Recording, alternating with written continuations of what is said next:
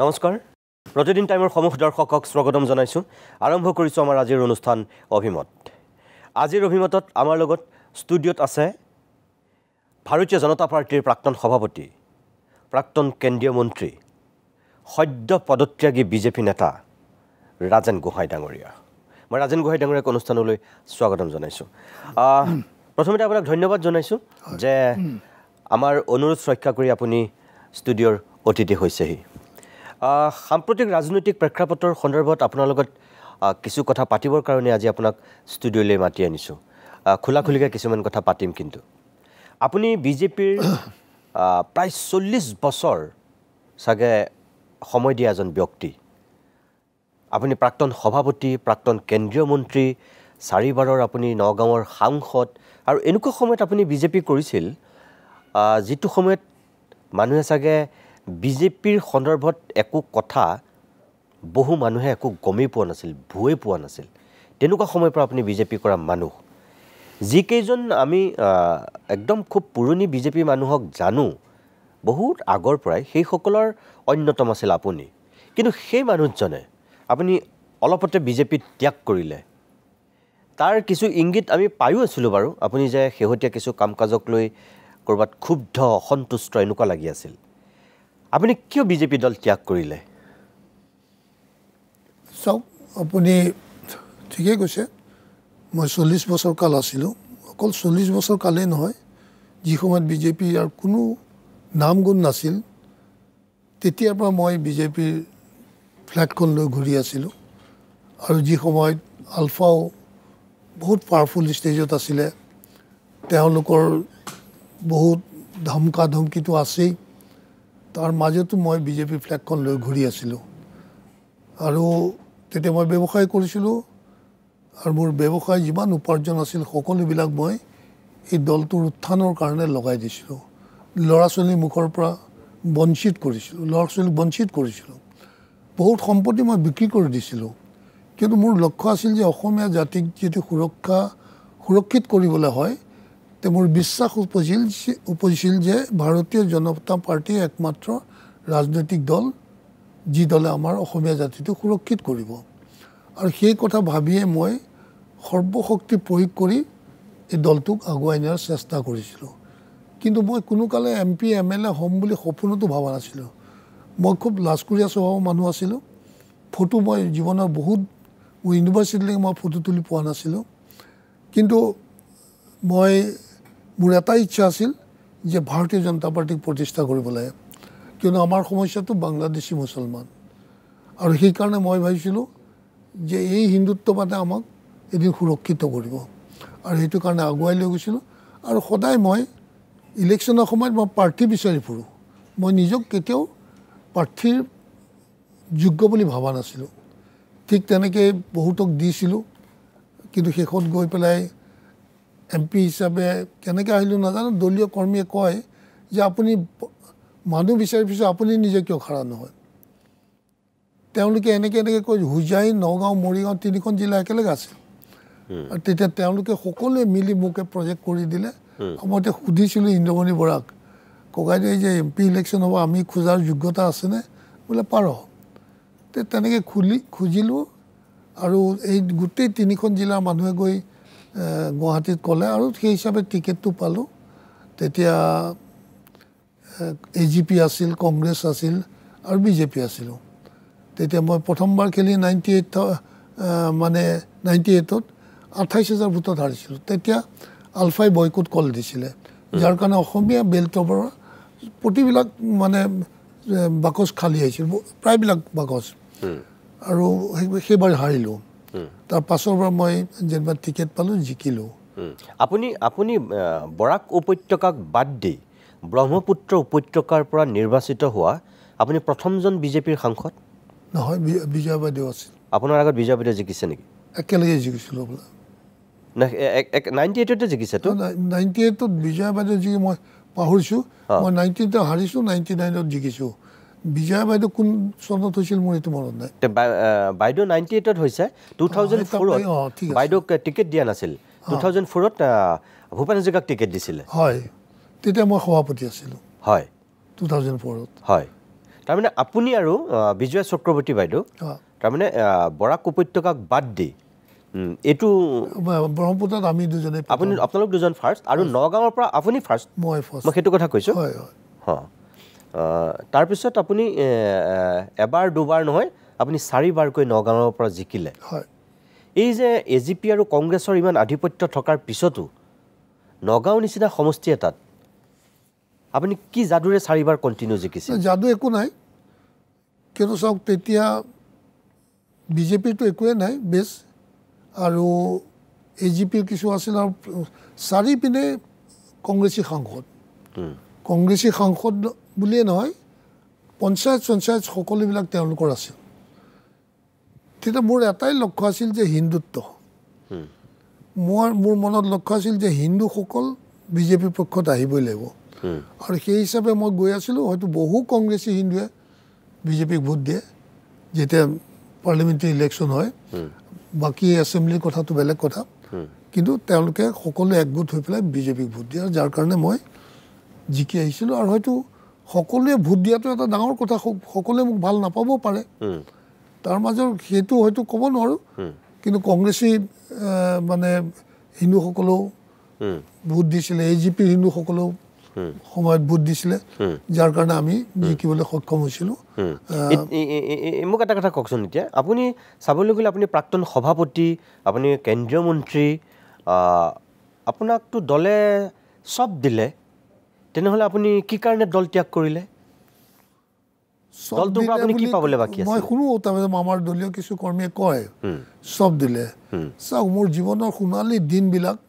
মই দলটোক খাৰা কৰাত লগাই দিলোঁ মোৰ উপাৰ্জনৰ সকলো টকা পইচা ইয়াত আনি লগাই দিলোঁ সম্পত্তি বহুত বিক্ৰী কৰি দিলোঁ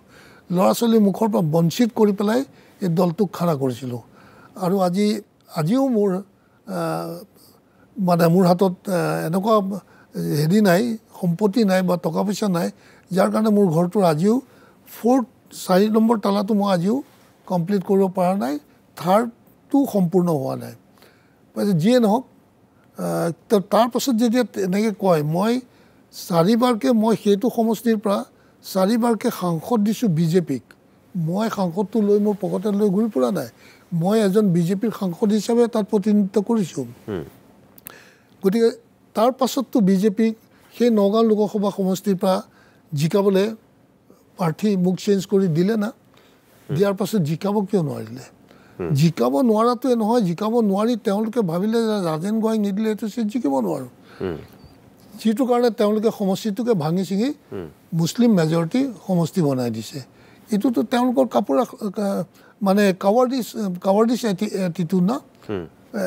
কিয়নো তেওঁ যদি ইমান দক্ষ আৰু ইমান জনপ্ৰিয় যদি তুমি নেতা হয় তেতিয়াহ'লে তোমালোকে জিকাই আনিব পাৰিব লাগিছিলে আৰু জিকাই আনিব নোৱাৰা বুলি যেতিয়া গম পালা ৰাজেন গোহাঁই অভিযানে জিকাব নোৱাৰোঁ তাক সমষ্টিটোকে ভাঙি পেলালা ইমান তললৈ গ'লে ইমান নিম্ন খাপৰ ৰাজনীতি কিয় কৰে ৰাজেন গোহাঁইটো এজন সাধাৰণ ব্যক্তি মইতো এটা অনুষ্ঠান নহয় মই এটা ব্যক্তি এটা বিজেপিৰ নিচিনা এটা অনুষ্ঠানক তুমি নগাঁৱৰ নিচিনা য'ত 4টা টাৰ্মছ আছিল তাত তুমি নাইকিয়া কৰি দিলা তোমাৰ ইমানেই তোমাৰ কেপাচিটি নাই বুলি ক'ব লাগিব তোমাৰ সেইখিনি কেপাচিটি নাই যে জনতাক তোমাৰ যাতে ৰাজেন গোহাঁইলৈতো জিকি আহিলোহেঁতেন তোমালোকৰ মানুহ কিয় জিকাব নোৱাৰা গতিকে সেই পিনৰ পৰা সেই চব কথা সকলোবিলাক কথা দেখি শুনি দুখ লাগে মোৰ প্ৰশ্নটো হ'ল যে আপুনি দল ত্যাগ কিয় কৰিলে তাৰমানে চাওক দল ত্যাগ কৰাৰ কাৰণ আমি যেতিয়া বিজেপি কৰিছিলোঁ তেতিয়া যিসকল ব্যক্তিক দেখা পাই পেলাই আমি বিজেপি কৰিছিলোঁ সেইসকল হ'ল বাজপেয়ীজী আদবানীজী মুৰলী মনোহৰ যোশীজী এনেকুৱা সুষমা স্বৰাজী এইসকল ব্যক্তিৰ দেখা পাইছিলোঁ আৰু তেওঁলোকৰ যি ব্যক্তিত্ব দেখা পাইছিলোঁ তেওঁলোক সেইসকলৰ প্ৰতি আকৰ্ষিত হৈ বিজেপিত যোগদান কৰিছিলোঁ আৰু অসমতো দেখা পাইছিলোঁ আমাৰ যোগেশ মহন্তৰ পৰা আদি কৰি আমাৰ প্ৰবীণ বৰুৱা ইন্দ্ৰমণি বৰা এইসকল ব্যক্তি আছিলে দেখা পাইছিলোঁ ৰমেন ডেকালৈকে সেই সময়ত আপোনালোকৰ লগত খুব ঘনিষ্ঠ সম্পৰ্ক আছিল চেণ্ট্ৰেল বিজেপিৰ ফালৰ পৰা প্ৰমোদ মহাজনৰ হয় প্ৰমোদ মহাজন আছিল আৰু অন্যান্য আছিলে আৰু ৰমেন ডেকা মোতকৈ আগতে আছিলে মই ৰমেন ডেকাকো লগ পালোঁ ঠিক এনেকুৱা বহুখিনি ব্যক্তি আছে যিসকল ব্যক্তিক দেখা পাই পেলাই আমি বিজেপি কৰিছিলোঁ কিন্তু আজি যিসকল ব্যক্তিৰ হাতত বিজেপিটো আছে আৰু সেইসকল ব্যক্তি অৰিজিনেলি বিজেপিৰ নহয় আৰু তেওঁলোক আহিছে কংগ্ৰেছৰ এটা সংস্কাৰ লৈ সেই সংস্কাৰটো লৈ যিটো কংগ্ৰেছৰ সংস্কাৰ আমি সকলোৱে জানো যে তেওঁলোকে দেশ সেৱাতকৈ তেওঁলোকৰ ব্যক্তিগত সেৱাৰ কথা বেছি ভাবে হিমন্ত বিশ্ব শৰ্মা ভাৰতীয় জনতা পাৰ্টিলৈ আহিছিলে ৰাজনীতি কৰিব অহা নাছিলে তেওঁ আচলতে নিজকে বচাবলৈ আহিছিলে তেওঁ নিজকে বচাবলৈ আহি আৰু একদম ইমান চূড়ান্ত পৰ্যায়ত গ'ল তেওঁ অতি সহজ হ'ল তেওঁক বচোৱাৰ কাৰণে আৰু আজিও তেওঁ যিখিনি কৰি আছে সেইখিনিও তেওঁ নিজক বচাবৰ কাৰণে কৰিছে আচলতে দেশ বা জাতিৰ কথা তেওঁ কোনো ক্ষেত্ৰতে চিন্তা নকৰে আৰু কৰাও নাই ভৱিষ্যতেও নকৰে তেওঁৰ বৰ্তমানত তেওঁ ইমান চব কেলেংকাৰী কৰি আহিছে যে সেই কেলেংকাৰী চব কোনোবাই যদি ৰিঅ'পেন কৰে তেওঁ জেলত যাবলৈ বাধ্য গতিকে তাৰ পৰা বাচিবৰ কাৰণে তাৰ পৰা আহি বিজেপি কৰিলে আৰু আজিও তেওঁ সেইবিলাক বিপদৰ পৰা বাচিবৰ কাৰণে তেওঁ এতিয়াও ৰাজনীতি কৰি আছে কোনো দলৰ আদৰ্শ নীতিৰ প্ৰতি তেওঁৰ শ্ৰদ্ধা ভক্তি নাই আৰু আনকি সা সম্পত্তিৰ ক্ষেত্ৰতো এইকাৰণে গোটাই এইসব চব দি মেলি মানুহকতো সন্তুষ্ট কৰি ৰাখিব লাগিব সেইকাৰণে তেওঁক অত্যন্ত টকা পইচা লাগে তেওঁ এইটোও নহয় যে তেওঁ যিখিনি আৰ্ণ কৰে তেওঁৰ ঘৰত থাকে নহয় তাৰে আধা সিংহভাগ মানুহক দিওঁতে যায় গতিকে সেইটো বস্তু তেওঁ কৰিবই কিয়নো তেওঁ বহুত বিপদত আছে লাহে লাহে হয়তো আমাৰ কি বুলি কয় আমাৰ মোদীজী প্ৰথম 5টা বছৰ বৰ ভালে আছিল তাৰ পাছৰ পৰা যেতিয়া এইসকলৰ সংস্পৰ্শত আহিলে সান্নিধ্যত আহিলে তাৰ পৰা তেওঁলোকৰো বহুত ধৰণৰ চিন্তা দিশা বদলি যোৱা যেন আমি দেখা পালোঁ আৰু সেই হিচাপে দিশা বদলি গৈ আজি এনেকুৱা এটা পৰ্যায় পালে আজি আমাৰ প্ৰধানমন্ত্ৰীকো আজি ভাৰতবৰ্ষৰ ৰাইজে যি টি ক'ব ল'লে আমাৰ মুখ্যমন্ত্ৰী ডাঙৰীয়াকো যা তা কথা কয় কোনো তাৰ লাকাম নোহোৱাকৈ কথা কয় সেইটো পৰ্যায়লৈ কিয় আহিলে আজি বাজপেয়ীজীকতো সকলোৱে শ্ৰদ্ধা কৰিছিল আটাইতকৈ ভাল লাগে যেতিয়া বাজপেয়ীজী প্ৰথমবাৰ 98ত তেওঁ ষ্টেপ ডাউন কৰিছে মানে ৰিজিগনেশ্যন দিছে এটা ভোট প্ৰয়োজন এটা ভোটৰ প্ৰয়োজন আছিল এটা ভোট মেনেজো হৈ গৈছিল এৰেঞ্জ হৈ গৈছিল কিন্তু বাজপেয়ীজীয়ে ক'লে যে মই হৰ্চ ট্ৰেডিং কৰি চৰকাৰ নবনাওঁ আৰু লগে লগে কোনো সাহস নকৰিলে যে হেৰি কৰিবলৈ তাক তেখেতে ৰিজাইন কৰি নেক্সট ইলেকশ্যন ফেচ কৰিছে আৰু জিকি আহিছে সেই আদৰ্শ আৰু আজিৰ কি আদৰ্শ একদম ঠিক কথা সেই আদৰ্শ আজিতো যিমান চব কথা কৈছে ভোট চোৰৰ পৰা কিবা কিবি বহুত কৈছে কোনোবাইতো ৰিজিগনেশ্যন দিব লাগিছিলে আজি ইয়াতো যি চব অৱস্থা হৈছে একোতো কেটকুটেই নকৰে যে মাফিয়া ষ্টাইলৰ মই গুণ্ডা মই ডাঙৰ মই চব তো কোন তহঁত তো এইটো মই বৰ ভাৱটোৱেতো ভয়ংকৰ ৰূপ ধাৰণ কৰিছে যিটো মই বৰ ভাৱটোৱেতো হয়তো এদিন গোটেই জনসাধাৰণক মকিমূৰ কৰি পেলাব গতিকে ইয়াৰ পৰা আমি সজাগ আৰু সচেতন হোৱাটো আমাৰ প্ৰতিজন ব্যক্তিৰ আজি কৰ্তব্য বুলি ভাবোঁ যদি এনেকেই সৰু সুৰা বস্তুত এই অৰুণোদয় এই কিবা কিবি দিয়াৰ তাতে যদি আমি ভুল গৈ পেলাই আমাৰ এই মহামূল্যৱান ভোট প্ৰদান কৰি পেলাই যদি আকৌ এবাৰ চৰকাৰ গঠন কৰিবলৈ হয় তে অসমত আৰু অসমীয়া জাতি নিশেষ হৈ যাব অসমীয়া বুলি মূৰ তুলি কথা ক'ব পৰা কাৰো সাহস নাথাকিব গতিকে সময় থাকোঁতেই শুধৰণি কৰিব লাগে আৰু যাতে ভুল কৰিব নালাগে আৰু মই ভাবোঁ যে ৰাষ্ট্ৰীয় দল নকৰাই ভাল ৰাষ্ট্ৰীয় দল এইকাৰণেই নকৰা ভাল যেতিয়া ৰাষ্ট্ৰীয় দল কৰি পেলাই আমি যেতিয়া ৰাষ্ট্ৰীয় দলৰ হাতত চৰকাৰখন বনাই দিওঁ অসমত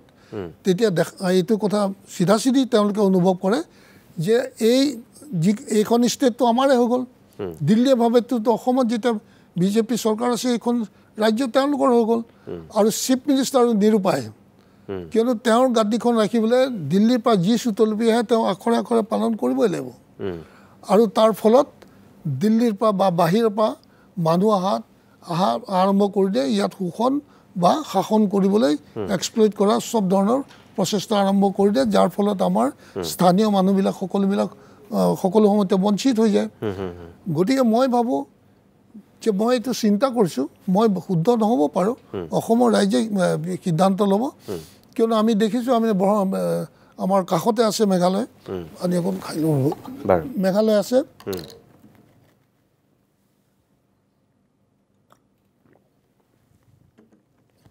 মেঘালয় সুন্দৰ গভৰ্ণমেণ্ট চলাই আছে নাগালেণ্ড আছে দিল্লীয়েতো তাত কোনো উৎপাত কৰিব পৰা নাই তেওঁলোকৰ যি ৰিজনেল যিখিনি তাহাঁতৰ ছিকিউৰিটি লাগে সেইখিনি ইনটেক আছে নাগালেণ্ড আছে মিজোৰাম আছে মণিপুৰত যেতিয়া নেশ্যনেল পাৰ্টি হ'ল কিমান ডাঙৰ গণ্ডগোল কি অৱস্থা হ'ল আজি ৰেষ্ট'ৰ কৰিব পৰা নাই চৰকাৰ আৰু অৰুণাচল আছেই বাৰু যিয়ে নহওক গতিকে আমি ৰিজনেলিজিম কৰাটো অত্যন্ত প্ৰয়োজনীয় মই ভাবোঁ আজিৰ দিনত কিয়নো দিল্লীৰ হাতত চৰকাৰ ৰাজ্যখন গতাই দিয়াৰ পাছত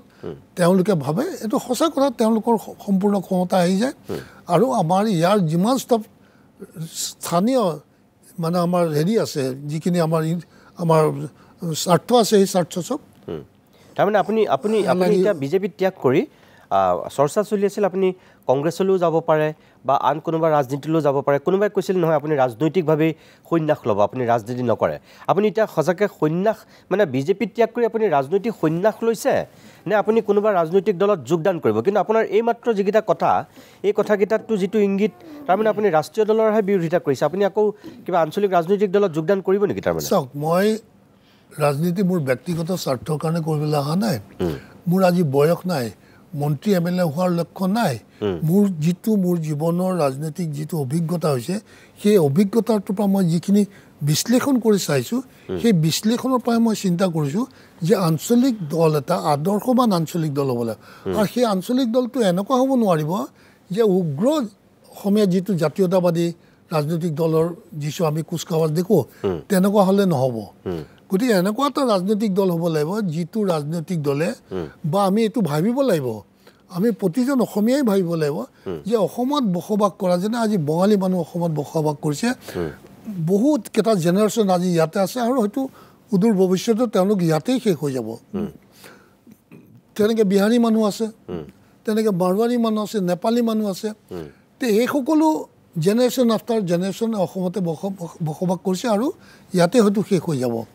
কিন্তু সেইসকল ব্যক্তিয়ে আজিও আঞ্চলিক দলত ভাগ লোৱা নাই যাৰ কাৰণে আমাৰ অঞ্চলটো উন্নতি হোৱা নাই বা আৰু আমাৰ মাজত এটা সংঘাত সদায় বিৰাজমান কৰিছে আৰু এই সংঘাতটোৱে আমাক বহুত ডাঙৰ ক্ষতি কৰিছে আমি পলিটিকেলিও বেনিফিটেড হোৱা নাই ইকনমিকেলিও বেনিফিটেড হোৱা নাই গতিকে মই ভাবোঁ যে আমি যদি আঞ্চলিক দল কৰিব লাগে বা কৰোঁ মই কেতিয়াবা যদি ভাবোঁ যে কৰিম তেতিয়াহ'লে মই ভাবোঁ যে সমানে বঙালী মানুহৰ ইয়াৰ অধিকাৰ থাকিব লাগিব মাৰোৱাৰী মানুহৰ থাকিব বিহাৰী মানুহৰ থাকিব নেপালী থাকিব লাগিব মানে সকলোকে লৈ আৰু আমাৰ খিলঞ্জীয়া গৰীয়া মৰীয়াসকলৰ সম্পূৰ্ণ অধিকাৰ থাকিব লাগিব সকলোৰে অসম হিচাপে আমি তৈয়াৰ কৰি লৈ এটা শক্তিশালী ৰাজনৈতিক দল আঞ্চলিক ৰাজনৈতিক দল তৈয়াৰ কৰি ল'ব পাৰিলে মই ভাবোঁ সামাজিকভাৱে অৰ্থনৈতিকভাৱে সকলো দিশতে আমাৰ জনসাধাৰণ উপকৃত হ'ব আপুনি কৈছে আৰু এষাৰ কথা মই কৈ লওঁ নীতিমণি ডাঙৰীয়া যে মইতো আজি এই সন্ধিখনত বহি পেলাই মই ক'ব খুজিম অসমৰ প্ৰতিজন ডেকা গাঁৱে য়ং জেনেৰেশ্যনক মই আহ্বান জনাম যে তোমালোকে ৰাষ্ট্ৰীয় দলত কেতিয়াও ভুলতো নাযাবা কিন্তু ৰাষ্ট্ৰীয় দল তোমালোকৰ কাৰণে বহুত দূৰ দিল্লী হয় তাত গৈ তুমি ঢুকি নোপোৱা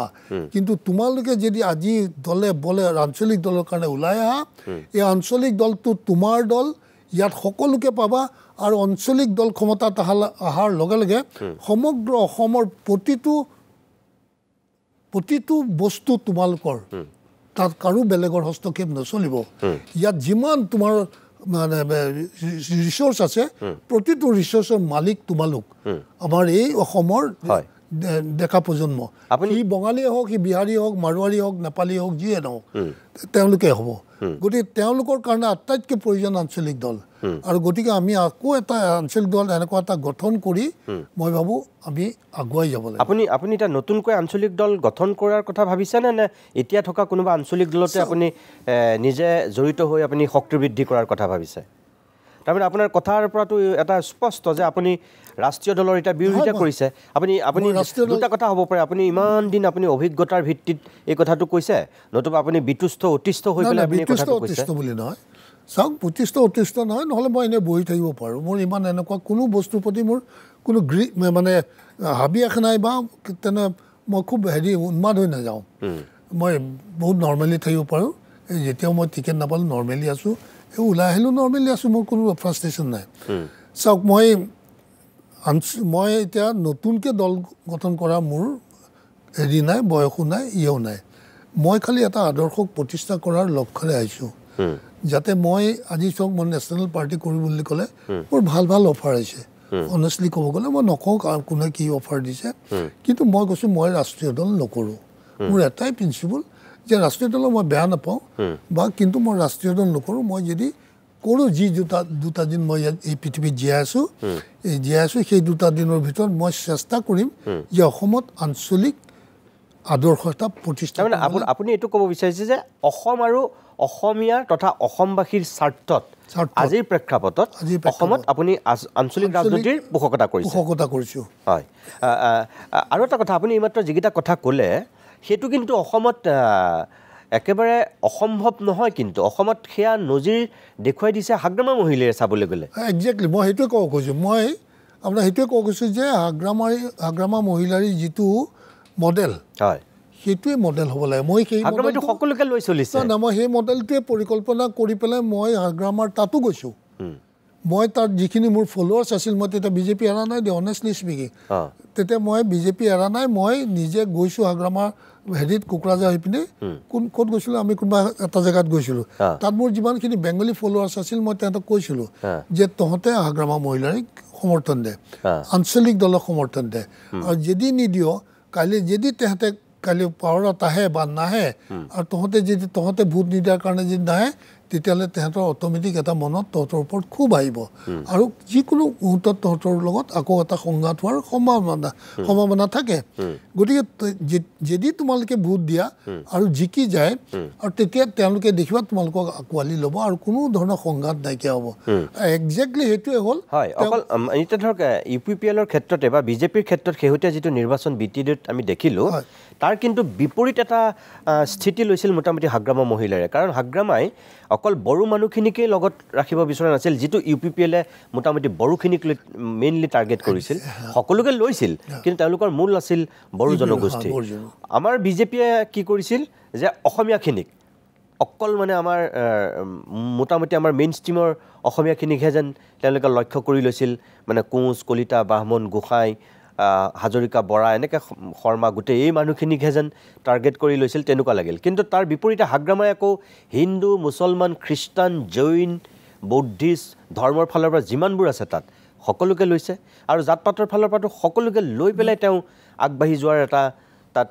এজেণ্ডা থিয় কৰাইছিল যিটো কাৰণে হয়তো UPPL আৰু বিজেপি এক প্ৰকাৰ তেওঁৰ ওচৰত ধূলিচ্ছাত হৈ গ'ল আৰু সেইটোৱে কয় সঁচা কথা এতিয়া মই সেইটোৱে ভাবোঁ যে আমি বঙালী বিয়াৰ কাকো আমি এইটো খুব ভুল কথা চাওক আমি যদি ভাবোঁ এতিয়া মই চুকাফাৰ আদৰ্শ আনিব খোজা নাই আৰু কিবা ক'লে কওঁ মই আহোঁ কাৰণে এইটো আনিছোঁ কিন্তু তেখেতৰ যিটো আদৰ্শ আছিলে যে আহি মিলি গৈছিলে আজি আমাৰ এইসকল ব্যক্তি ইয়াতে থাকিব ইয়াৰ পৰা ওলাই নাযায় কিয় তেওঁলোকৰ লগত সংঘাত কৰি আমি নিজৰ ভৱিষ্যতটো ধ্বংস কৰিছোঁ একদম ঠিকে কৈছে নহয় জানো আমি এইটো সংঘাতৰ কোনো প্ৰয়োজন নাই ন আৰু এই সংঘাতটো দিল্লীয়ে জীয়াই থকাটো বিচাৰে গতিকে এই সংঘাতটো মাৰি আমি এক হৈ পেলাই অসমখন আমাৰে অকল নহয় তেওঁলোকৰো অসম তেওঁলোকৰ ইয়াতে জন্ম হয় গতিকে সেই অধিকাৰ সকলোকে দি এখন সুন্দৰ অসমৰ ভৱিষ্যত মই চাব খোজোঁ আৰু যিটো হাগ্ৰামা মহিলাই কৰিছে আৰু এটা কথা চাব বিচাৰোঁ যে চাওক এই ধৰক আমি হিন্দুত্ব কৰিলোঁ এই এবাৰ আপোনাৰ শিৱসাগৰত যে আপোনাৰ দেখিছিলে নহয় মাৰুৱাৰী কিছুমান ছোৱালী এজনী কিবা এটা কৰাৰ মানে ৰাজহুৱাভাৱে আঁঠু কৰাই ক্ষমা খোজাইছে এইটো জানো উচিত আছিল এজন ডেকা ল'ৰাৰ কথাতে ইমান ডাঙৰ এটা ষ্টেপ লৈ ল'লে তেওঁ এজন মন্ত্ৰী উপস্থিতিত আৰে যিজনে মাৰিছিল তেওঁক লকাপত নি ভৰাই দুটা চাট দিয়া দুদিন জেলত থোৱা এই গোটেই কমিউনিটিটোৱে কি কৰিছিল তেওঁলোকক এই অপমানটো কৰিব লাগে আইন নাই আইনমতে তুমি হেৰি লোৱা সেইটো হয় কিন্তু মানে গোটেই আঁঠু কাঢ়ি শৰাই দি পেলাই তেওঁলোকে নিস্তাৰ পোৱা নাছিল সেইটোতো অসম্ভালি না গতিকে আইনখন তুমি নিজৰ হাততে তুমি দাদাগিৰি গুণ্ডামি কৰি তাৰমানে শাসন চলোৱা নিচিনা হৈছে আইনমতে চলোৱা নাই গতিকে মই বিচাৰোঁ যে আকৌ আমাৰ জ্যোতিপ্ৰসাদৰ নিচিনা মানুহৰ জন্ম হওক চন্দ্ৰকুমাৰ আগৰৱালাৰ নিচিনা মানুহ জন্ম হওক আজি আদানীক আমি আনি পেলাই মাটি কি মাটি দিছোঁ বা অন্য সব সুবিধা দিছোঁ কিয় আমাৰ ইয়াতোতো বহুত ইণ্ডাষ্ট্ৰিয়েলিষ্ট আছে বিজনেছমেন আছে ঠিক আছে অসমীয়াতে কৰিব পাৰে না আমাৰ ইয়াৰ স্থানীয় মাৰোৱাৰী মানুহ আছে না যেনে ষ্টাৰ চিমেণ্টটোতো আমাৰ স্থানীয় মানুহ সিহঁতে ডাঙৰ ইণ্ডাষ্ট্ৰি কৰি আছে আৰু বহুত তেনেকুৱা কৈলাশ বহুত আছে কৰিব পৰা মানুহ তেওঁলোকক তুমি আগুৱাই দিয়া না তেওঁলোকক ছাপৰ্ট দিয়া না তেওঁলোকক ফেচিলিটিজ দিয়া না তেওঁলোকে কৰিব নহয় তেওঁলোকৰ লগত আমাৰ লোকেল মানুহৰ সম্পৰ্ক কৰি তেওঁলোককো লগত আগুৱাই নিয়া না গভৰ্ণমেণ্টে কৰোঁ বুলি ক'লে কি কৰিব নোৱাৰে বুজি পাইছোঁ আজি হাজাৰ হাজাৰ কোটি টকা আমাক মাফ কৰি দিছে গভৰ্ণমেণ্ট তাৰমানে আপুনি ক'ব বিচাৰিছে আদানীতকৈ অসমতে থকা কোনোবা অসমৰ উদ্যোগী বা কোনোবা অসমীয়া মাৰোৱাৰীক যদি চৰকাৰে বাধ্য কৰায় যে আমাৰ খিলঞ্জীয়া লোকসকলক লগত লৈ আৰু চাকৰি ক্ষেত্ৰতো তেতিয়াহ'লে অসমখনৰ বেছি ভাল হ'ব 90% চাকৰি ইয়াৰ পৰাই দিব লাগিব আৰু কেতিয়াবা দৰকাৰ হ'লে তেওঁলোকক ক'ব লাগে যে এইটো কেটেগৰী ইমান দৰমহা তহঁতে দিবই লাগিব বুজিছোঁ যে 5,000 6,000 নহয় বোলে 15 পৰা 20,000 টকা তহঁতে এইটোক দিব লাগিব চৰকাৰে কি কৰিব নহয় চব পাৰে কৰিব নিশ্চয় গতিকে তেনেকৈ মই বিচাৰোঁ বঙালী মানুহখিনি তেওঁলোকৰ পৰা বহুত মানুহ ভাল ভাল আজি বহুত বঙালী মানুহে অসমীয়া স্কুলত শিক্ষা পঢ়া শুনা কৰে বিহাৰী মানুহেও কৰে বিহাৰী মানুহেও বিচাৰে কিন্তু কাজিয়া লাগি মই যদি আনক সন্মান নিদিওঁ মোক কিয় সন্মান দিব কওকচোন বাৰু হয় মই গোহাঁই ডাঙৰীয়া মই আকৌ আহিম আপোনাৰ কাষলৈ মোৰ অকণমান বিৰতি ল'বৰ হৈ গৈছে মই অকণমান সময়ৰ কাৰণে বাণিজ্যিক বিৰতি ল'ম প্ৰিয় দৰ্শক আজিৰ অভিমতত আমি প্ৰাক্তন সাংসদ প্ৰাক্তন সভাপতি প্ৰাক্তন কেন্দ্ৰীয় মন্ত্ৰী ৰাজেন গোহাঁইক অতিথি কৰিছোঁ তেখেতৰ লগত আৰু কিছু কথা পাতিম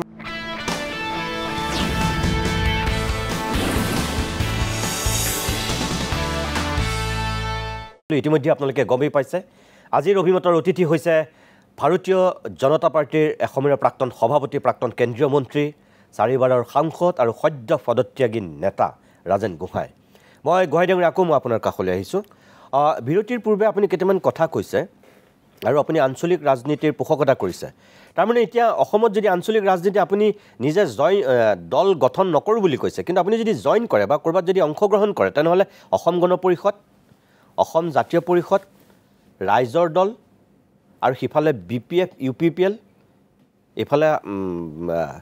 আপোনাৰ যদি চাওঁ আপোনাৰ কাৰ্বি আংলঙত এটা কাঠাৰ ডাঙৰীয়াৰ নেতৃত্বত এটা আছে এনেকুৱা ক্ষুদ্ৰ ক্ষুদ্ৰ আঞ্চলিক ৰাজনৈতিক দল আছে প্ৰধান আঞ্চলিক দলটোৱে অসম গণ পৰিষদ যদি আপুনি অগপত এতিয়া যোগদান কৰে তেতিয়াহ'লেতো বিজেপিৰ দেখোন বুকুচাতেই উঠি একেই হ'ব দেখোন তেনেহ'লে আপুনি তাৰ যদি নকৰে তেনেহ'লে ৰাইজৰ দল আৰু অজাপৰ নিচিনা ৰাজনৈতিক দললৈ আপুনি যাব লাগিব নিজে যদি গঠন নকৰে চাওক মই অগপৰটো প্ৰশ্নই নুঠে অগপৰ দিনতে মই বিজেপিলৈ মানে তেওঁলোকৰ শাসনকালতে মই বিজেপি মুখী হৈছিল বিকজ অফ দেয়াৰ ৰং পলিচি আৰু সেই তাৰ পাছত আজি তেওঁলোকে তাৰ একদম নিজস্বতা শেষ কৰি দি একদম মানে একোৱে নাইকিয়া কৰি পেলালে আনকি তেওঁলোকৰ কেইজন মানুহৰ মাজতে সীমিত কৰি ৰাখিছে আৰু গ্ৰাছৰুট ৱৰ্কাৰ মাজতো কোনো ধৰণৰ হেৰি নাই গতিকে তেনেকুৱা এটা আঞ্চলিক দলৰ ওচৰতো মই যোৱাৰ প্ৰশ্নই নুঠে আৰু মই ভাবোঁ তেওঁলোকেও নিজৰ স্বকীয়তাটো বজাবলৈ শিকক অলপ অন্ততঃ মূৰ চুৰ জোকাৰি পেলাই কৰক নে যে একদম হাত মূৰ কাণ মূৰ পেলাই দিয়াটো উচিত নহয় নহয় গতিকে আজি চাওক UPPL কথাটো নাহেই সিহঁতে হেৰিৰ লগতে কিন্তু মই হাগ্ৰামা মহিলাৰ যথেষ্ট ভাল পাওঁ আৰু মই ভাবোঁ যে অসমত একমাত্ৰ লিডাৰ যদি আছে হাগ্ৰামা মহিলাৰী ডাঙৰীয়া আঞ্চলিক ৰাজনীতিত তেওঁ অকল অঞ্চলৰ নেতা হ'ব পাৰিব বুলি নহয় সমগ্ৰ অসমৰে তেওঁৰ নেতা হোৱাৰ যোগ্যতা আছে বিকজ অফ হিজ অ'ন মানে থিংকিঙে কওক কেপাচিটিয়ে কওক প্ৰিন্সিপলে কওক তেওঁৰ আছে সকলোকে লৈ আগবঢ়াই লৈ আৰু তেওঁ সেইটো কৰি দেখুৱালে আৰু ইমান প্ৰভাৱশালী ইমান শক্তিশালী নেতা এজন তেওঁৰ ওচৰত আজি মূৰ তল কৰিবলৈ বাধ্য হৈ গ'ল গতিকে তেওঁক মই শ্ৰদ্ধা কৰোঁ বহুত শ্ৰদ্ধা কৰোঁ গতিকে তেওঁ যিটো আদৰ্শ দেখাইছে এইটো অত্যন্ত ভাল আদৰ্শ আৰু মই এনেকুৱা ৰাজনৈতিক দলত নাযাওঁ যেতিয়ালৈকে মোৰ মনৰ যিখিনি চিন্তাধাৰা আছে সেইখিনিৰ লগত যেতিয়া তালমিল নিমিলে মিলিব যেতিয়া সেইদিনাখন মই নিশ্চয় তেনেকুৱা এটা ৰাজনৈতিক দলতে যোগদান কৰিম কি পোষ্ট দিয়ে কি পোষ্ট নিদিয়ে সেইটোলৈ মই ৱৰিড নহয় মোক এজন সাধাৰণ কৰ্মী হিচাপে দিলেও মই তাতেই কাম কৰিম আৰু মোৰ লক্ষ্য হ'ল যে এটা শক্তিশালী আদৰ্শবান আৰু সৎ এটা আঞ্চলিক ৰাজনৈতিক দল যোনে প্ৰথমে কোনোদিন ভাবিব নালাগে যে মই সম্পত্তি আৰু টকা পইচাৰ পাহাৰ বনাব আহিছোঁ বুলি তেওঁ ভাবিব লাগিব যে অসমৰ প্ৰতিটো ৰিচোৰ্চ মই মোৰ অসমবাসীৰ মাজত বিলাই দিম যিটো আপোনালোকে আৰম্ভণিতে বিজেপি কৰিবলৈ গৈ যিটো ভাবিছিল যে অসমখনৰ উন্নতি নিস্বাৰ্থভাৱে সাংসদ বিধায়ক নহয় তাতে যাতে সকলোৱে তাক যাতে উপভোগ কৰিব পাৰে সেই তেনেকুৱা ধৰণৰ এটা ৰাজনৈতিক দল যেতিয়া মই কথা পাতি আছে মোৰ লগত নপতা নহয় নিশ্চয় এটা সিদ্ধান্তত আহিব আৰু তেনেকুৱা এটা দল কৰি আৰু যাতে অসমৰ প্ৰতিজন ডেকা গাভৰুৱে যাতে ভৱিষ্যতে ক'ৰবাত যাব নালাগে ইয়াতে খাব পাৰিব ইয়াতে চব হয় আৰু ইমান ফাৰ্টাইল পটেঞ্চিয়েল ষ্টেট ভাৰতবৰ্ষৰ ক'তোৱে নাই কেৰালা চেলা আছে কিন্তু অসমৰ নিচিনা বাকী ষ্টেট নাই গতিকে অসম বহু ক্ষেত্ৰত আগুৱাই যাব পাৰে বহু বিভিন্ন ইয়াৰ ডাইভাৰ্চিটিও সীমা নাই গতিকে মই ভাবোঁ তেনেকুৱা এটা আঞ্চলিক দল মইতো যিকেইটা দিন পাৰোঁ তেওঁলোকক বুজাই শুনাই আগবঢ়াই লৈ যোৱাৰ চেষ্টা কৰিম এই যে আপুনি যিটো কথা ক'লে এতিয়া অসম গণ পৰিষদৰ ক্ষেত্ৰত আপুনিতো বিজেপিৰ সভাপতি থাকোঁতে আপুনিতো অগপৰ লগত মিত্ৰতা কৰিছিল মই কৰা নাছিলোঁ আপুনি নাই কৰা নেকি মই তেতিয়া সভাপতি আছিলোঁ মই একমাত্ৰ অত্যন্ত বিৰোধ কৰিছিলোঁ লাষ্ট মোমেণ্টলৈকে বিৰোধ কৰি আছিলোঁ আপুনি বিৰোধিতা কৰিছিল মই ভেহেমেণ্টলি বিৰোধিতা কৰিছিলোঁ আনকি মই বিৰোধ কৰাৰ কাৰণে আপোনাৰ মোক যিটো চিলেকশ্যন কমিটি আছিল এলায়েন্সৰ চিট শ্বেয়াৰিং কমিটি আছিল তাৰ পৰা আউট কৰি দিলে আউট কৰি দিয়াৰ পাছত তেওঁলোকে মোক কিন্তু ইন্দ্ৰমণি বৰা আপোনাতকৈ আগত নাছিল জানো আগত আছিল কিন্তু ইন্দ্ৰমণি বৰাৰ মোৰ দিনতে এলায়েন্সটো হেৰি হৈছিল ইন্দ্ৰমণি বৰা পাছত প্ৰেচিডেণ্ট হৈছে আগত নাই হোৱা আগতে হৈছে হয় আগতে মানে ইন্দ্ৰমণি বৰাৰ দিনতে মোৰ মনত আছে কেলৈ কৈছোঁ যে ইন্দ্ৰমণি বৰা যেতিয়া সভাপতি আছিল তেতিয়া প্ৰমোদ মহাজন আপোনালোকৰ প্ৰভাৰী একদম সঁচা কথা তত্ত্বাৱধায়ক আৰু তেতিয়াই প্ৰথম এলায়েন্সটো ইন্দ্ৰমণি বৰাৰ কৰিবলৈ মন নাছিল কিন্তু প্ৰমোদ মহাজনে ধমকি দিছিল তাৰমানে আপোনালোকে বিধানসভাৰ কথা কোৱা নাই মই প্ৰথম আপোনালোকে লোকসভাত আপোনালোকে এলায়েন্স কৰিছে লোকসভাৰ লোকসভা হ'ব পাৰে লোকসভাতো এলায়েন্স কৰা নাই মই বিধানসভাৰ কৈ আছিলোঁ বিধানসভাটো মোৰ দিনতে এলায়েন্স হৈছিলে হয় আৰু মই তেতিয়া ভেহেমেণ্টলি অপ'জ কৰিছিলোঁ যে আপুনি পোষ্ট ইলেকশ্যন এলায়েন্স কৰক যাতে ইলেকশ্যনৰ আগত এলায়েন্স নকৰে আৰু তেওঁলোকে এচুৰেঞ্চ দি লাষ্টত গৈ পেলাই বহুত কথা আছে বহুত দীঘলীয়া সেইখিনি বাৰু মই নিজেও দেখিছোঁ গমেই পাওঁ মই আপোনাক কোনটো কথা ক'ব বিচাৰিছোঁ য'ত যেনে ধৰক অগপই যেতিয়ালৈকে এলায়েন্স কৰা নাছিল বিজেপিৰ লগত তেতিয়া কিন্তু অগপ হিচাপে আছিল UPPL প্ৰথম 5 বছৰ গঠন হৈ এই বিজেপিৰ যে বুকুচাত উঠিল আপুনি বেয়া নাপাব এতিয়া যে বিজেপিয়ে কিন্তু আঞ্চলিক ৰাজনৈতিক দলবিলাকক গিলি চেছ কৰিছে চাবলৈ গ'লে আজি আপুনি চাওক মিচিঙৰ গণশক্তি কি হৈ গ'ল তিৱাৰ এটা আঞ্চলিক শক্তি আছিল কি হৈ গ'ল মানে আপোনাৰ ৰমাকান্ত দেউৰীক বিজেপিৰ বেনাৰত খেলাই দিলে তেওঁ অস্তিত্ব নোহোৱা কৰি দিলে আজি এটা সময়ত ৰণোজ পেগু আৰু ভুৱন পেগুৰ কেনেকুৱা স্থিতি আছিল সেই মানুহৰ আজি কি স্থিতি হৈ গ'ল বিজেপিত মই সেই কথাটো কৈছোঁ কিন্তু এই 5 বছৰতে UPPLক যেনেকুৱা অৱস্থা কৰি পেলালে বিজেপিয়ে হাগ্ৰামা মহিলাৰীক কিন্তু নোৱাৰিলে হাগ্ৰামা মহিলাৰী যে বিজেপিৰ বুকুচাৰ পৰা দূৰত থাকিল সেইকাৰণে হাগ্ৰামা কিন্তু আজিও নিজৰ অস্তিত্ব ধৰি ৰাখিবলৈ সক্ষম হ'ল অগপই কওক UPPLে কওক গণশক্তিয়ে কওক তিৱা জাতীয় ঐক্য মঞ্চই কওক এইবিলাকতো বিজেপি একেবাৰে ধুই মাহি চেছ কৰি পেলাইছে এফালৰ পৰা একজেক্টলি আপোনাৰ কথাটো আমিও যেতিয়া নেশ্যনেল পাৰ্টিত আছিলোঁ আমিও বিচাৰা নাই যে AGP গ্ৰ'থ হওক কিন্তু পাৰ্টিৰ স্বাৰ্থত মোৰ তেনেকুৱা এটা মাইণ্ডছেট গ্ৰ' কৰিছে মোৰ মাজত যে আমি আৰু AGPক শেষ কৰিব লাগে আৰু আমি তেওঁলোকক লগত লৈ আৰু আগবঢ়াই থাকিব নালাগে AGP জেগাটো আপোনালোকে লৈ ল'ব লাগে এইটো মানসিকতা আমাৰ ডেভেলপ কৰিছিল আৰু আজিতো সঁচাই আপুনি গোটেইকেইটা কথাই সঁচা হেৰি মানে সুন্দৰ বিৱৰণী এটা দিছে যেতিয়াই নেশ্যনেল পাৰ্টিৰ লগত হেৰি কৰিব এলায়েন্স কৰিব তেতিয়াই সি এটা দিনত ডুবিবলৈ বাধ্য হৈ যায় নহয় দাদা নেশ্যনেল পাৰ্টি বুলি ক'লে আপোনাৰ কথাটো মই একমত নহয় কংগ্ৰেছৰ লগতো BPFে মিত্ৰতা কৰিছিল কিন্তু কংগ্ৰেছো নেশ্যনেল পাৰ্টি কংগ্ৰেছে কিন্তু BPFক দাদা গিলি পেলোৱা নাছিল আপুনি যিটো কথা কৈছে যে নেশ্যনেল পাৰ্টিৰ লগত এলায়েন্স কৰিলে এনেকুৱা হয় কথা BPFটো নিজৰ অস্তিত্ব ধৰি ৰাখিলে তৰুণ গগৈটো তাত মিত্ৰতাৰ ধৰ্ম পালন কৰিতো কেণ্ডিডেট নিদিয়াকৈ ৰাখিলে হাগ্ৰামাক এৰি দিলে কিন্তু আপোনালোকেতো বিজেপিয়েতো একেবাৰে লগতে ৰাখি আকৌ বুকুতে গুৰ মাৰি দিলে আপোনালোকে একদম শুদ্ধ কথা কৈছে বিজেপি এইটো এটা টেণ্ডেঞ্চি আছে মই দেখিছোঁ এতিয়াও চাওক আপুনি UPত আছিল যাদৱ মানুহ বহুত আছিল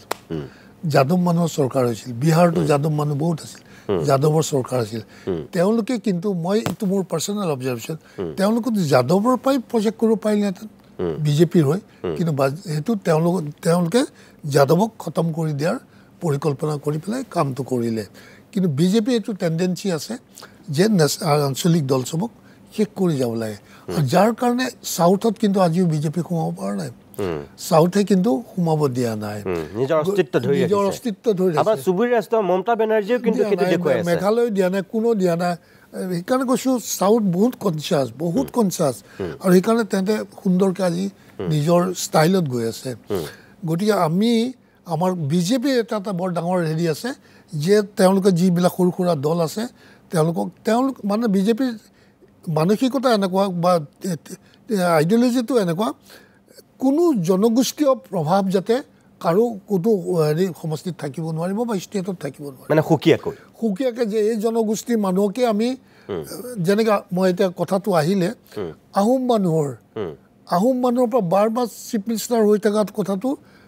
এওঁৰ সহ্য হোৱা নাছিল কিন্তু নেশ্যনেল পাৰ্টিৰ কথা নাই এওঁ চেষ্টা কৰিছিল ভাঙিব নোৱাৰিলে কিন্তু সেইটো এটা বৃহৎ জনগোষ্ঠী আছিল জনগোষ্ঠীটো 40টামান বিধানসভা সমষ্টিত আহোম জনগোষ্ঠী সিঁচৰিত হৈ আছে আৰু তাৰ লগতে মৰাণ মটক মিচিং চব আছে তেওঁলোকৰ মানুহ উঠিলেও আহোমৰ ভোট লাগে সেইটো এটা মানে ইউনিট এটা ফৰ্ম হৈ পেলাই অসমীয়া জাতিটোৰ মানে আগবাঢ়ি আহে আৰু তাৰ পৰা অসমীয়াৰ পৰিচয়টো পোৱা যায় কিন্তু আজি সেই জনগোষ্ঠীটোক খতম কৰি দিলে কিহৰ কাৰণে তাৰমানে এওঁ বুলি আপুনি যে কৈ আছে আপুনি কাৰ কথা কৈছে মুখ্যমন্ত্ৰীৰ কথা কৈছে মুখ্যমন্ত্ৰী ডাঙৰীয়াৰ কথা কৈছোঁ আমাৰ কিয়নো এই বিষয়টো লৈ মই গৈছিলোঁতো আমাৰ অমিত শ্বাহ ডাঙৰীয়াৰ ওচৰলৈ অমিত শ্বাহ ডাঙৰীয়াই যেতিয়া আপাৰ আছামৰ গণ্ডগোল মোক মাতিলে মই মাতাৰ পাছত মই তেওঁক ক'লোঁ গোটেই কথাখিনি যে ছাৰ এইটো কাষ্ট কমিউনিটি ইকুৱেশ্যনটো মানি চলাটো ভাল তে মই কৈছিলোঁ কিয়নো AGPও এনেকুৱা এটা পলিটিকেল পাৰ্টি আঞ্চলিক দল আছিল যাক আমাৰ নেতা আহিলে গামোচাখন পাৰি দিয়ে তাৰ ওপৰেদি খোজকাঢ়ি আহিব দিয়ে কিন্তু তেওঁলোকেও হাই কাষ্ট বুলি কোৱা নাই মই কাষ্ট কমিউনিটি ইকুৱেশ্যনটো মানি চলা নাই যাৰ কাৰণে বুলিহে কৈছিল তেওঁ নিজে কৈছিল যে খতম হৈ গয়া বোলে হা খতম হৈ গয়া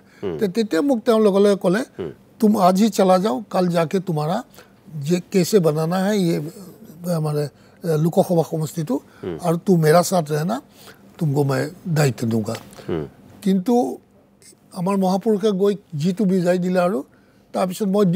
দি পঠালোঁ কিন্তু নেক্সট টাইম লগ পাব গ'লোঁ মই ভাবিলোঁ কৰি দিব কিন্তু নকৰিলে মানে আপোনাৰ কথাটো উল্টা হৈ গ'ল তেওঁ নকৰিলে কৰিবলৈ নিদিলে এওঁ নিদিলে কিয়নো সেইদিনাখন এওঁ নিদিলে হ'বলৈ কিন্তু তেওঁ একদম কৰি দিয়া মতলবত আছিলে কিন্তু এওঁ নিদিলে আৰু সেইকাৰণে মই ভাবোঁ যে এওঁ কিন্তু ইয়াৰ কাৰণে চুইটেবল নহয় কিয়নো এইটো OBC ST SC dominated state হয়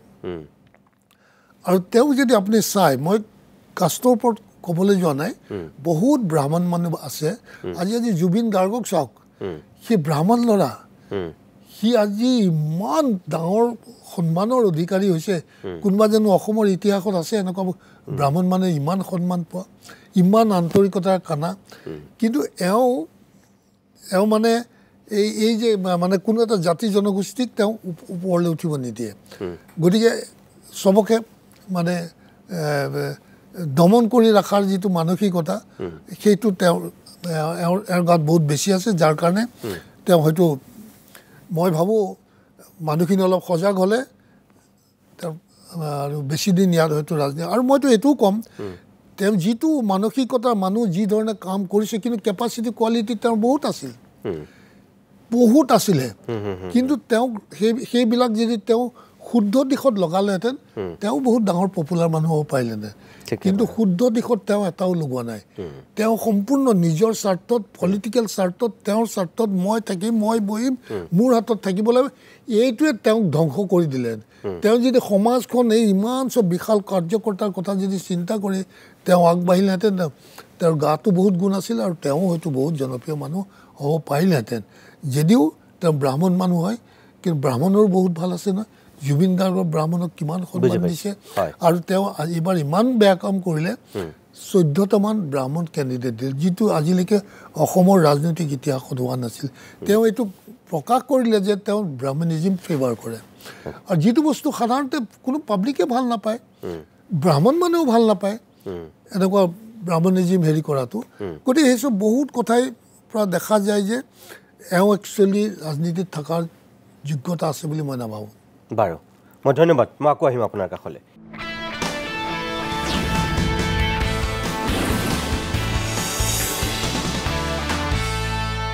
আপুনি যে বিৰতিৰ পূৰ্বে মুখ্যমন্ত্ৰী হিমন্ত বিশ্ব শৰ্মাৰ সন্দৰ্ভত আপুনি সেই কথাখিনি ক'লে যে তেওঁ মানে এটা বৰ মানে নেষ্টি পলিটিক্স কৰিছে মানে আপোনাৰ কথাখিনি তেনেকুৱাই মোটামুটি আৰু যিবিলাক মানে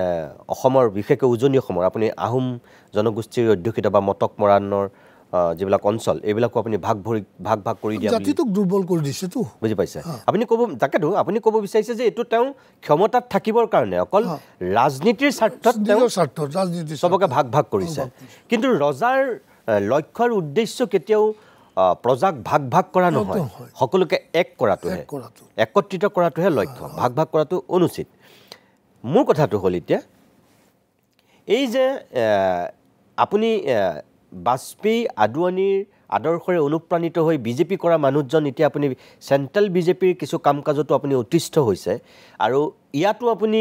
এই এতিয়াৰ নেতৃত্বক লৈ আপুনি অতিষ্ঠ হৈ আপুনি যে দল ত্যাগ কৰিলোঁ বুলি ক'লে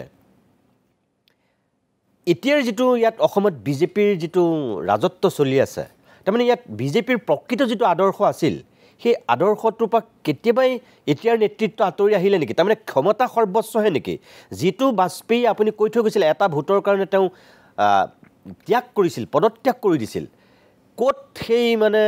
আদৰ্শ আৰু এতিয়া ক'ত ক্ষমতা সৰ্বস্ব একদম চূড়ান্ত মানে পৰ্যায় বিজেপি অসমৰ বিজেপিত আজিৰ বিজেপিত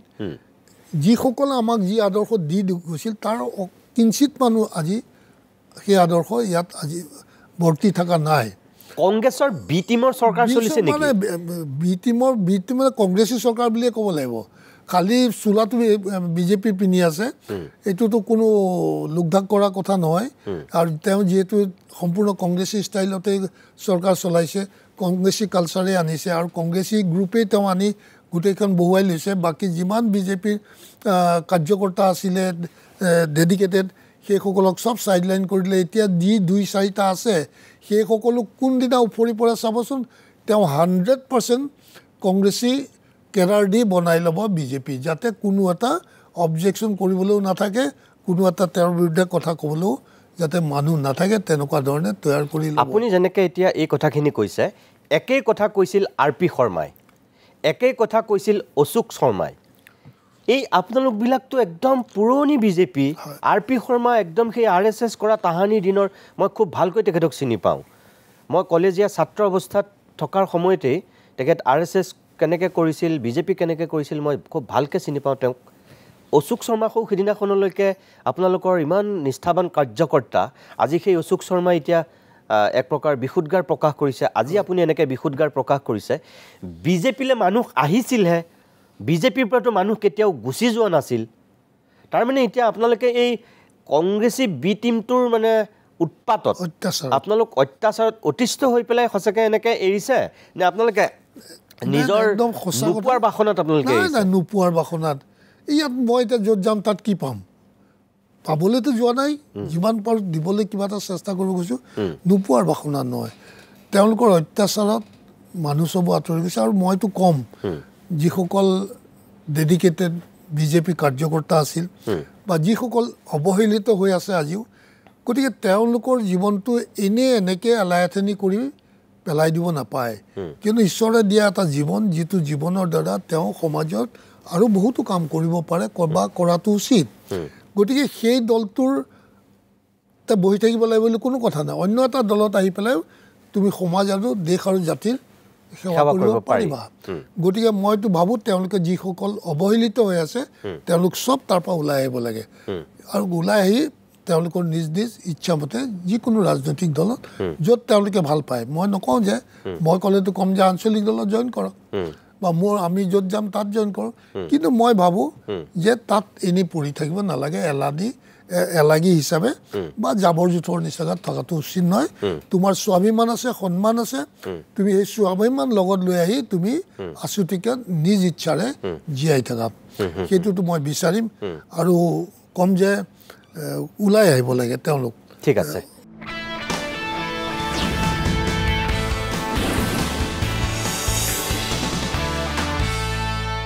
ৰাজেন গোহাঁই ডাঙৰীয়া আছে যিহেতু তেখেতৰ কাষলৈ আকৌ আহিছোঁ শেহতীয়াকৈ ভাৰতীয় জনতা পাৰ্টিৰ ফালৰ পৰা জুবিনৰ ন্যায় বিচাৰি ৰাজপথত সমদল বাহিৰ কৰা হৈছে কালিৰ দিনটোত নলবাৰীত আজিৰ দিনটোত মংগলদৈত বিজেপিৰ ৰাজ্যিক সভাপতিৰ নেতৃত্বতেই মোটামুটি এই ন্যায় সমদল বাহিৰ কৰা হৈছে আপুনি যেতিয়া পদত্যাগ কৰিছিল সেই সময়তে আপুনি এটা কথা কৈছিল যে লাখ লাখ মানে কোটি কোটি অনুৰাগীৰ আশাক এই চৰকাৰখনে ন্যায় দিয়াত ব্যৰ্থ হ'ব নোৱাৰিব তেতিয়া আপুনি এটা ভৱিষ্যতবাণী কৰিছিল এই যে এতিয়া ন্যায় বিচাৰি সমদল কৰিছে কাৰ বিৰুদ্ধে মানে ন্যায়টো কাৰ পৰা বিচাৰিছে চেণ্ট্ৰেলত বিজেপি চৰকাৰ ইয়াত বিজেপি চৰকাৰ আৰু বিজেপিৰ ফালৰ পৰা কোৱা হৈছিল যে ন্যায়ালয়ে যাতে সঠিক ৰূপত ন্যায় দিয়ে তাৰ কাৰণেই মানে ন্যায় প্ৰক্ৰিয়াত এটা হেঁচা দিবৰ কাৰণে এই কামটো কৰা হৈছে এতিয়ালৈকেতো চাৰ্জশ্বিটে দাখিল কৰা নাই তেনেহ'লে ন্যায়ালয়ক হেঁচা দিবৰ কাৰণেওতো সেইখিনি সময় হোৱা নাই তেনেহ'লে এই সমদলটো কিয় তাৰমানে এইটো জুবিনৰ ক্ষেত্ৰত কেনেকুৱা ন্যায় মই মোৰ নিচিনা অপদাৰ্থ মই বুজিয়ে পোৱা নাই এই কথাটো মই আপোনাকে সুধিছোঁ যে আপুনি যিহেতু সেই সিদিনাখনলৈকে বিজেপিতে আছিলে আপুনি কি বুলি ভাবে যে এইটো এই সমদলৰ ক্ষেত্ৰত আপোনাৰ বক্তব্য কি চাওক মই যদি স্পষ্ট ভাষাত কওঁ কথাষাৰ হয়তো কোনোবাই বেয়া পাব পাৰে জুবিনে ন্যায় নাপায় কিয় ন্যায় নাপায় এইকাৰণে নাপায় ন্যায় পাবলৈ হ'লে ন্যায় পাব এইকাৰণে নোৱাৰে ইয়াত এটা টেকনিকেল প্ৰব্লেম আছে আৰু যিহেতুকে জুবিনৰ মৃত্যুটো স্পষ্টভাৱে দেখা যায় যে কিছুমান মানুহে ষড়যন্ত্ৰমূলকভাৱে তাক হত্যা কৰিছে আৰু চিফ মিনিষ্টাৰ স্বয়ং কৈছে না হত্যা কৰা বোলে হত্যা কৰা কিহৰ বেচিছত ক'লে তেওঁ নিশ্চয় ক'ৰবাৰ পৰা আচল সূত্ৰটো পাইছে জিষ্টটো পাইছে আৰু যিহেতুকে তেওঁ ইমান চব তেওঁক চাৰাউণ্ড কৰি মানুহ আছে তেওঁ যেতিয়া পানী এটা সৰু ল'ৰা ছোৱালীয়ে গম নাপাব কোনোবা এটা পানীত ধপধপাই আছে সি ডুবিছেনে সাঁতুৰিছে ধেমালি কৰিছে গম নাপাব চব মেচিয়ৰ্ড মানুহ আছে জুবিন যেতিয়া পানীত অকণমান যদি কিবা এটা ষ্ট্ৰাগল কৰিছে লগে লগে তেওঁলোকে গম পাব লাগে যে হি ইজ ইন ট্ৰাবল আৰু তাক ইমিডিয়েট ৰেস্কিউ কৰাৰ ব্যৱস্থা কৰিব লাগিছিল কোনোতো কৰা নাই আৰু সেই লাষ্ট মমেণ্টৰ ফটো বা ভিডিঅ' আজিলৈকে আমি কোনেও দেখা নাই আপুনি ক'ব বিচাৰিছে গোটেই প্ৰক্ৰিয়াটোত এটা ষড়যন্ত্ৰ আছে একদম ষড়যন্ত্ৰ 100% ষড়যন্ত্ৰ আছে নহ'লে তেওঁলোকে চব বস্তুৱে ফটোগ্ৰাফ ভিডিঅ' ক্লিনলি দেখুৱালেহেঁতেন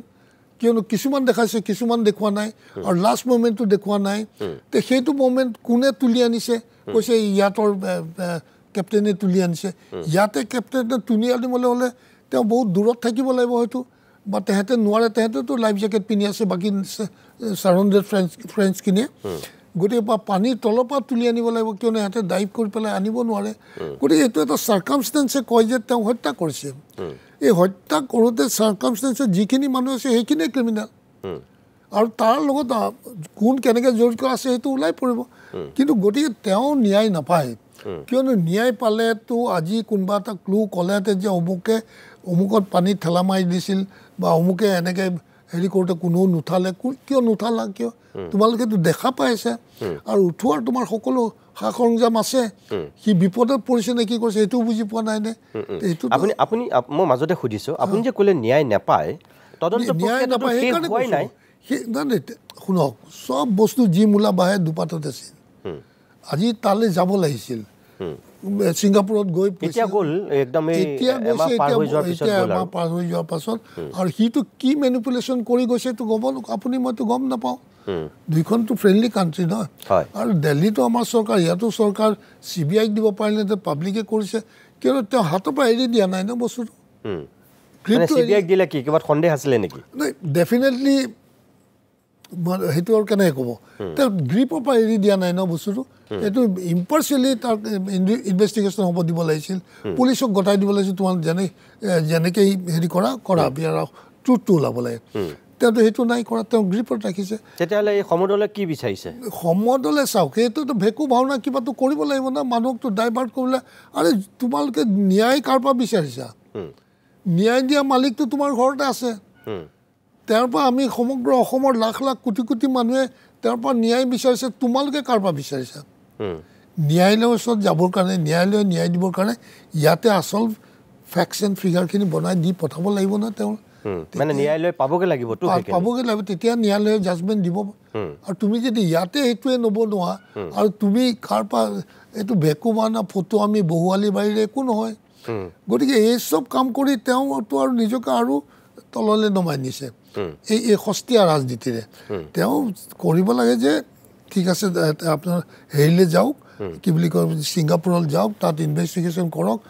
তাৰপিছত ছিংগাপুৰ পুলিচলৈ ইহঁতৰ কেপ্টেইনটোক লওক আৰু কোন কোন মানুহ আছিল তেওঁলোকে যি ষ্টেটমেণ্ট দিয়ে সেইচব লওক লৈ পেলাই তাৰ পৰা এটা জিষ্ট পাব যে কাৰণটো কেনেকৈ হৈছিল কোন নাই কিন্তু এইটোত তেওঁ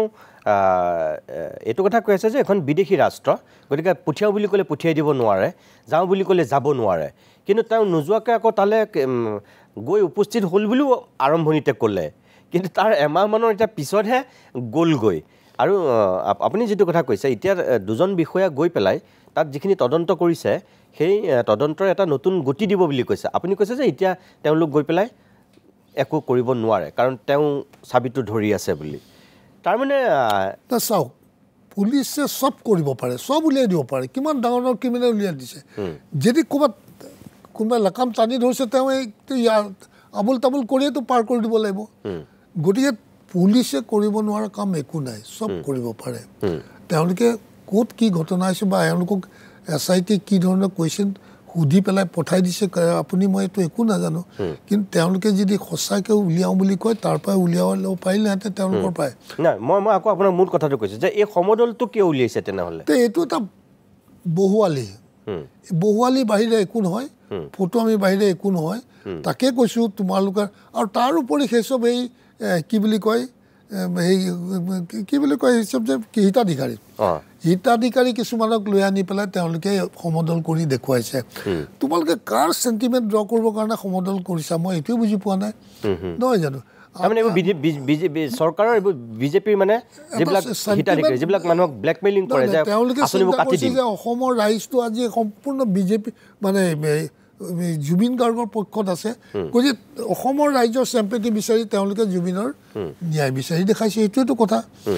আজি যে বাকী যিসকলে ন্যায় বিচাৰিছে বিজেপিৰ পৰা বিচাৰা বা কি বুলি কয় কংগ্ৰেছৰ পৰাতো বিচৰা নাই ন্যায় ৰাইজে বিচাৰিছে তোমালোকৰ পৰা তোমালোকে কাৰ পৰা বিচাৰিছা ঠিক আছে প্ৰিয় দৰ্শক এয়া ৰাজেন গোহাঁইৰ বক্তব্য বিজেপিৰ কালি আৰু আজিৰ সমদলক তেখেতে একেবাৰে বহুৱালি বুলি কৈছে কোনো ভাষা নাই তেখেতৰ সমালোচনা কৰিবলৈ হয়তো আপোনালোকে বিচাৰ কৰিব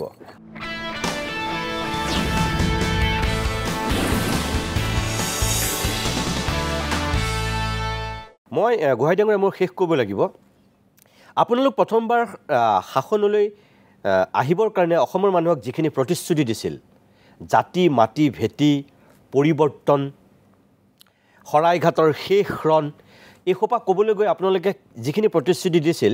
অসম চুক্তিৰ আখৰে আখৰে ৰূপায়ণ 6 জনগোষ্ঠীৰ জনজাতিকৰণৰ পৰা আৰম্ভ কৰি ক্লছ 6লৈকে এই গোটেইখিনিতো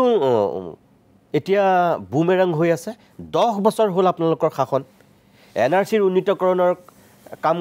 আগবাঢ়ি পেলাই গৈ এতিয়া NRCখন কি পৰ্যায়ত কেনেকুৱা অৱস্থাত ক'ত কেনেকৈ আছে আমি দেখিছোঁ তাৰমানে যিকেইটা মূল এজেণ্ডা আছিল মূল ইছ্যু অসমীয়া জাতিৰ অস্তিত্ব ৰক্ষাৰ ক্ষেত্ৰত 6 জনগোষ্ঠীৰ জনজাতিকৰণ কিয় মানে কৰা নহ'ল সঁচাকৈ অসুবিধাটো ক'ত নে নোৱাৰিলে নে আন্তৰিকতাৰ অভাৱ নে ইয়াত কিবা এটা ন্যস্ত স্বাৰ্থ জড়িত হৈ থাকিল চাওক এতিয়া কথা হ'ল কি এটাও প্ৰতিশ্ৰুতি আমি যিটো আশা কৰিছিলোঁ যে ভাৰতীয় জনতা পাৰ্টি ক্ষমতাত আহিলে 6 জনগোষ্ঠী জনজাতিকৰণ কিয়নো আমাৰ কি বুলি কয় মেনিফেষ্টোটো লিখা থাকে প্ৰতিবাৰে তাৰপাছত অসম চুক্তি আখৰে আখৰে পালন কৰাৰ ক্ষেত্ৰত ক্লজ 6ৰো ইমপ্লিমেণ্টেশ্যন সকলো কথা কিন্তু এটাও কাম নকৰিলে আৰু আজি পৰ্যন্ত নকৰিলে আৰু এইটো নকৰেও বিশেষকৈ এইটো অসমৰ কাৰণে অত্যন্ত প্ৰয়োজন আছিলে আৰু এওঁৰ দিনত যে কেতিয়াও নহয় এইটো 6 জনগোষ্ঠী কেতিয়াও নহয় এইকাৰণে নহয় 6 জনগোষ্ঠীক জনজাতিকৰণ কৰাৰ লগে লগে এখন ট্ৰাইবেল ষ্টেটৰ ষ্টেটাছ পাব আণ্ডাৰ 6 শিডিউল পালে সেইটো তেতিয়া তেওঁৰ অধিকাৰটো নাথাকিব মানে তেওঁ মুখ্যমন্ত্ৰী হ'ব নোৱাৰিব যাৰ কাৰণে তেওঁ ইফাল কৰি এইটো তাতো ভাগ বতৰা কৰিব খুজিছে 2টা জনগোষ্ঠীক দি বাকীখিনিক নিদিব সেইকেইটা মাইনৰ জনগোষ্ঠী মৰাণ মতক অলপ মানুহ আছে গতিকে তেওঁলোকক দিলে ক্ষতি নহয় ট্ৰাইবেল ষ্টেটটো নহয় গতিকে সেই সব এওঁ সস্তীয়া ৰাজনীতি কৰিছে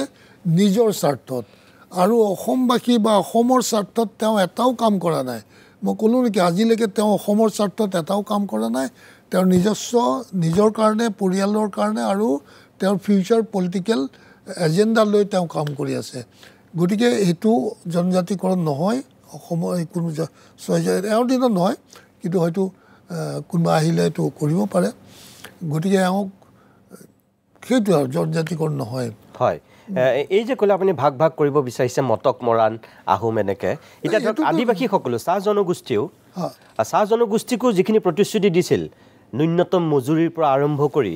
তেওঁলোকক জনজাতিকৰণ কৰালৈকে অলপতে তেওঁলোকেও কিন্তু উজনি অসমত ব্যাপক ৰূপত প্ৰতিবাদ কৰিছে বিজেপিৰ বিৰুদ্ধে তেওঁলোক কিন্তু কংগ্ৰেছ এৰি বিজেপিমুখী হৈছিল তেওঁলোকৰ জনগোষ্ঠীটোৰ উন্নতি আশা কৰি কিন্তু হয় তেওঁলোকতো অৰিজিনেলি সব কংগ্ৰেছী আছিল আমাৰ দিনত বহুত ধৰণৰ প্ৰতিশ্ৰুতি দি অনা হৈছিলে একো নকৰিলে 6 জনগোষ্ঠী জনজাতিকৰণৰ ক্ষেত্ৰতো তেওঁলোকক ইনক্লুড কৰা নাই তেওঁলোকক কৰিলেও বহুত এটা ডাঙৰ পপুলেশ্যন আছে বিগ চাংক অফ পপুলেশ্যন তেওঁলোকৰ কমিউনিটিটো তেওঁলোকক কৰা নাই তেওঁলোকতো বহুত বেকৱাৰ্ড কমিউনিটি নহয় আহোমক ক'ব পাৰে অলপ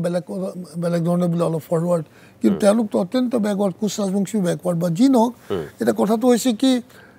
তেওঁলোককো একো নিদিলে বা শিক্ষাৰ দিশতো তেওঁলোকক আগুৱাই অনা নাই বা তেওঁলোকক যিখিনি দিম বুলি কৈছিল সেইখিনিও দিয়া নাই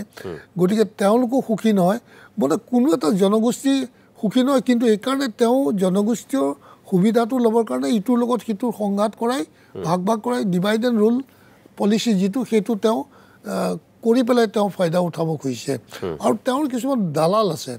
কিছুমান কমিউনিটিত কিছুমান মানুহক তেওঁ কিনি ৰাখে আৰু সেইবিলাক মানুহৰ দ্বাৰা তেওঁ কিছুমান